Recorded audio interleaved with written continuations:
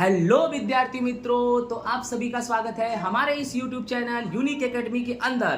तो विद्यार्थी मित्रों, आज हम गाला असाइनमेंट कक्षा 12 विषय सांख्यिकी आंकड़ा शास्त्र पेपर नंबर 6 का सेक्शन बी सॉल्व करने जा रहे हैं। तो पहला क्वेश्चन हमारा 21वां क्या है? सूचकांक के अंतर्गत मूलभूत परीक्षण के नाम लिखने हैं। तो सूचकांक के अंतर्गत दो मूलभूत परीक्षण है, एक समय विपर्यास परीक्षण और एक पद विपर्यास परीक्षण। दूसरा क्वेश्चन हमारा है बच्चों कि विकर्ण आकृति में सभी बिंदु एक ही रेखा पर आए और एक ही सुरेख पर ना आए तो आर की कीमत क्या होगी? तो विकर्ण आकृति में सभी बिंदु एक ही रेखा पर आए तब आर की कीमत 1 या -1 होगी। जब विकर्ण आकृति में सभी बिंदु एक ही रेखा पर आए तो आर की कीमत कितनी होगी? 1 या -1।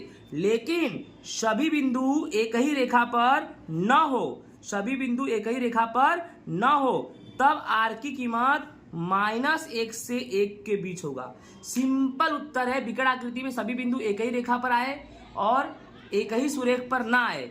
तो इसमें कैसा है, अगर एक ही रेखा पर आए तो क्या होगा? 1 से -1, और एक ही रेखा पर ना आए तब आगे -1 से 1 होगा। ठीक है। नेक्स्ट क्वेश्चन नंबर 23 क्या है? नियत संबंध रेखा y कैप बराबर a प्लस बी एक्स में अचलांक a और b को क्या कहते हैं? तो बच्चों, नियत संबंध रेखा y कैप बराबर a प्लस बी एक्स में अचलांक a यह अंतःखंड होता है। a क्या होता है? अंतःखंड।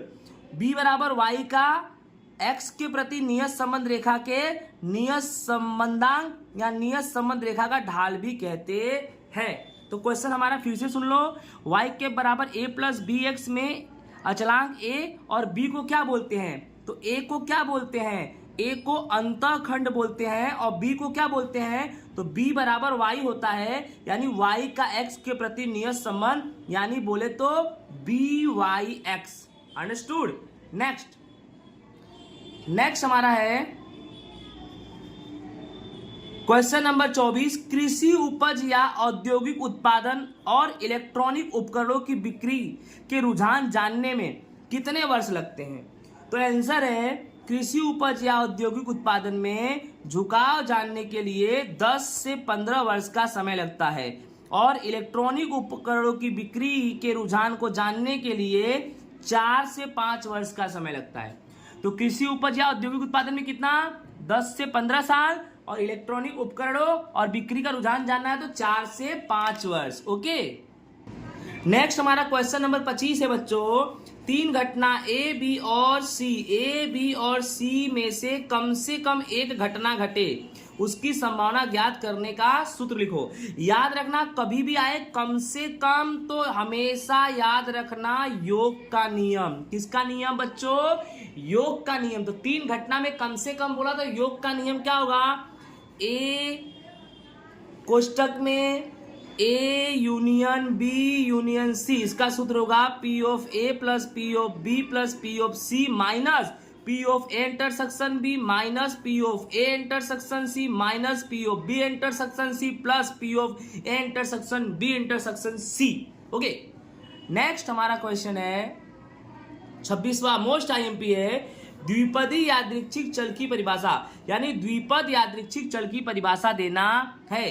तो क्या है? यदि बर्नौली प्रयत्नों में प्राप्त सफलता यस और निष्फलता f की श्रेणी में सफलता की संख्या को x के द्वारा दर्शाए और x को द्विपदी यादृच्छिक चल कहा जाएगा। बोलो क्या बोला मैंने? यदि बर्नौली प्रयत्नों में प्राप्त सफलता s और निष्फलता f की श्रेणी में सफलता की संख्या को किससे दर्शाएंगे? x से दर्शाएंगे तो x को द्विपदी यादृच्छिक चल कहा जाएगा।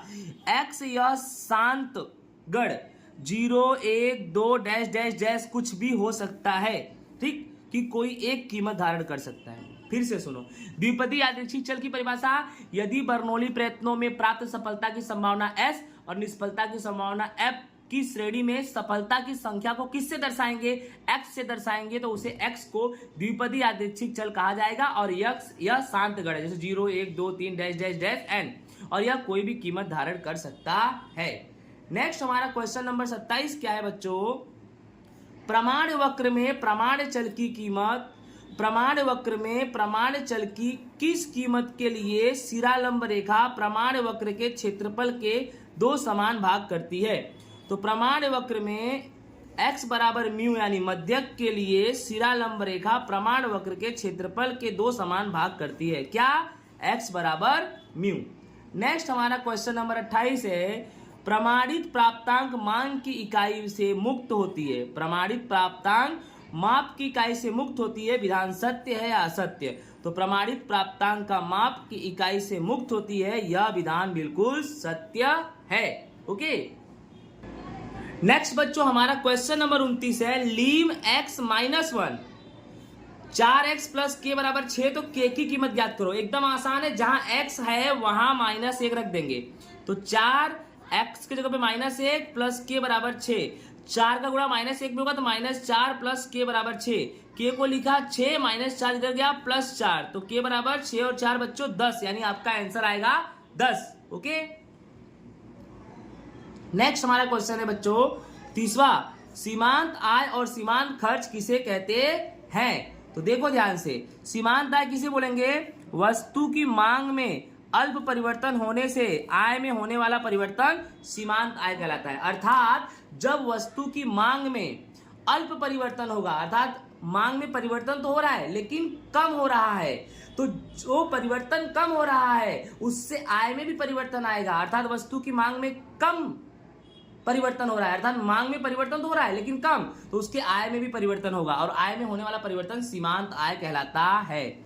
सीमांत खर्च में क्या होगा, उत्पादन x में अल्प परिवर्तन होने से उत्पादन खर्च C में भी परिवर्तन होगा, उसे सीमांत खर्च कहते हैं। तो इसी के साथ ये हमारा पेपर पूरा होता है।